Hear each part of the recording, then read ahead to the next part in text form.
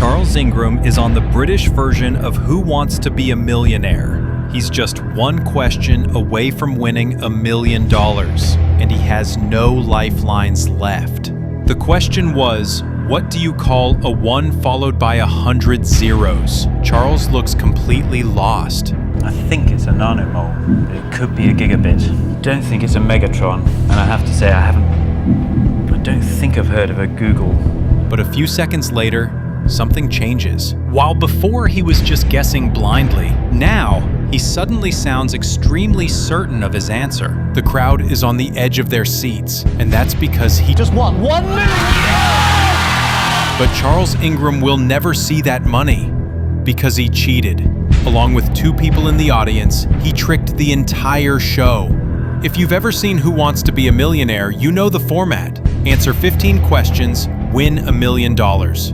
Charles appeared on the UK version in 2001, beating 7 others to get into the hot seat. At first, he struggled. By question 7, he'd already used 2 of his 3 lifelines. Then, on a question worth $50,000, he used his last lifeline. The question was, who released the album Born to Do It in 2000? The right answer was Craig David, but Charles had no idea and wanted to guess A1. I think it's A1. But in desperation, he started saying the answers out loud. His wife Diana, sitting in the audience, started coughing right after the correct answer was read out. A1 or Craig David. I mean, I'm 80% of the time I'm wrong when I guess, so... No, I'll go Craig David. Yeah.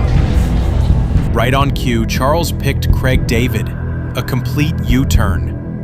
From that point on, something strange kept happening. Charles would read out every single answer choice, and someone would cough when he said the right one. Yeah, I think I'm gonna go for Holbein.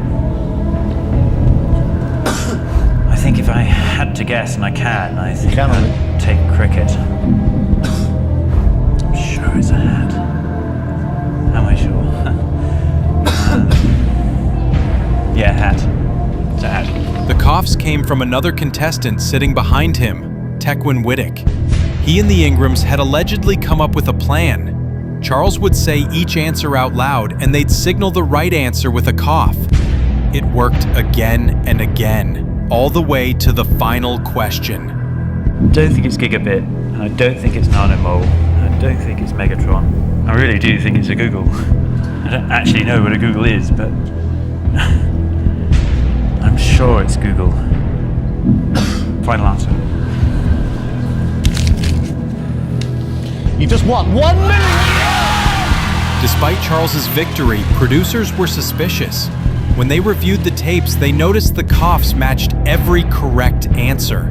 They'd uncovered one of the biggest game show scams ever. Charles, Diana, and Tequin were all found guilty of fraud. They were fined thousands of pounds, given suspended prison sentences, and banned from the show. Even today, they claim they're innocent. We didn't cheat on that show. There was no plan to cheat on that show. I won that money perfectly honestly and fairly and squarely, and while I was sitting there in the center of the studio, I did not notice any coughing at all. I was entirely unaware of it. As for the victims, I've heard a lot of people say that this is a victimless crime. Well, actually, there are victims. The 3 defendants were the victims. We should not have been found guilty on the evidence that was presented in court. We were found guilty on a very good story. Why did you cough then, Diana? I think I needed to clear my throat. But audio analysis told a different story. The pattern was too perfect to ignore. After the scandal, the Ingrams oddly became minor celebrities in the UK, appearing on more TV shows together. But fame came at a cost. The Ingrams became national villains overnight. Strangers threw bags of vomit at their house. Their windows were smashed. Their cat was shot. And their daughters were bullied at school. They eventually went bankrupt. And in one final twist, Tequin Whittick, the man behind the cough, actually trademarked his own name just to stop a cough medicine brand from using it. And that's how a single cough, actually quite a few of them, changed game show history forever.